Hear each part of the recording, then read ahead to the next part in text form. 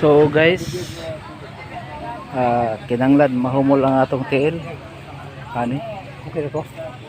Okay ra gyapon. Magkumulumol sa ko dito, Brad. Sa ubos. So mo ni ang atong area de sa Hold. Sa hold. ha? Sa man Ko, yun na kaya ko. Sira kay. Yara ko ka magmulumol sa ko diri. Mag-vlog pa ko diri. So, money guys, bato-bato to pero safety man kung ulakaw ka.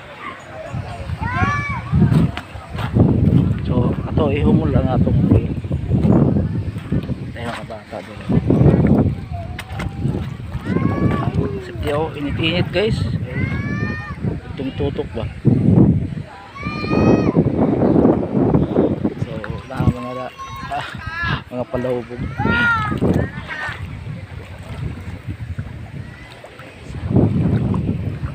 Ano yung katinaw dito sa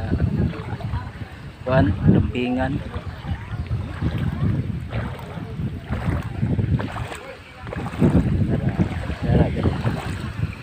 Lumping tagay may slide ta.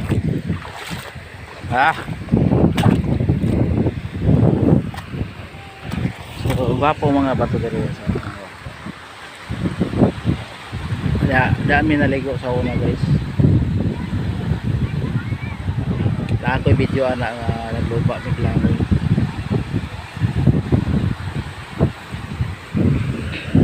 So wapo din op.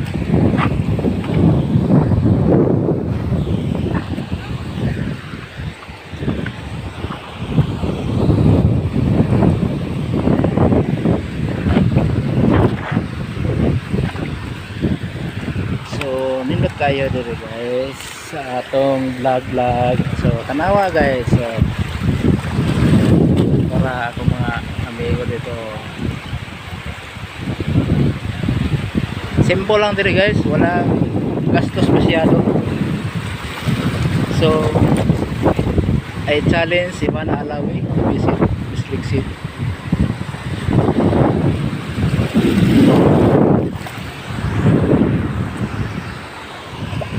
Guys, dito guys, pwede mga bata dito guys, oh. Mababaw lang, mababaw ang kaal naman. So solidin ko na lahat.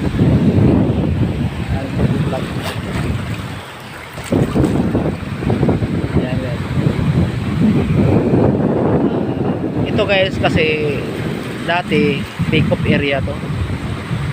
Sa ngayon pick up area pa rin pero na bankrupt ng company guys. Doon may mga Russian parts or ship na madawag yan. Dalawang pier kasi yan guys.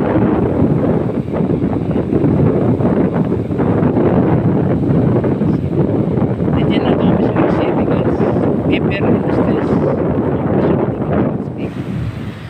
So ang plant yan guys, kita mo yan, plant yan, paper, yung sa kabila Paper Industries Corporation of the Philippines, nawala na yung yung power plant nila.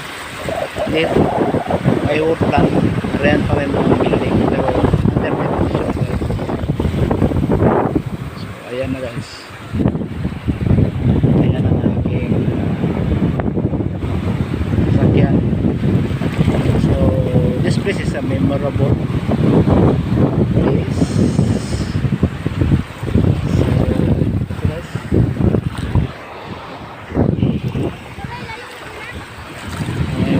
Pwede dito mga bata guys, 7 inches lang ang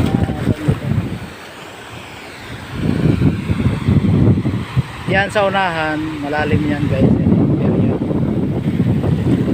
Abandon na ang area na to pero pag may-ari ito ng isang company kasi binibinta na transaction nila dati na lang.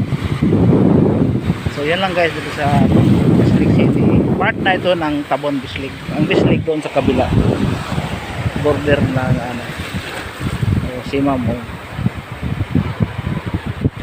ayan o. Gusto niya maligo sa baba.